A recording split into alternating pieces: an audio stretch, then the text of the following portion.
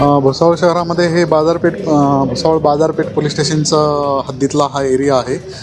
इकडे हे मागं जे टी स्टॉल दिसत आहे तिथं सकाळी 7:30 ते पावणे 8च्या दरम्यान एक चहा पित असताना एका इसमाचा अनोळखी 4 इसम मध्ये प्रवेश करून त्यांनी गोळी झाडून खून केलेला आहे.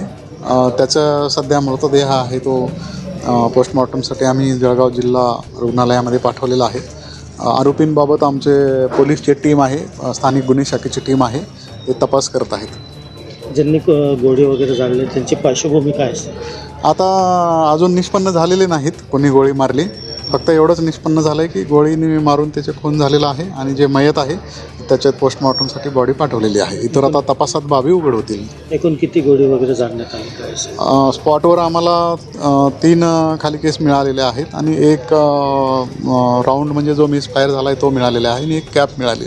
एवढं स्पॉटवर मिळालेलं आहे. गोळी कुठे लागली नेमकं? त्याच्या गोळी मागच्या बाजूनच दोन्ही गोळ्या लागलेल्या आहेत. एक मानेत लागलेली, एक पाठीमध्ये लागलेली आहे. नाव काय असेल? त्याचे नाव तेहरीन नासिर म्हणून आहे.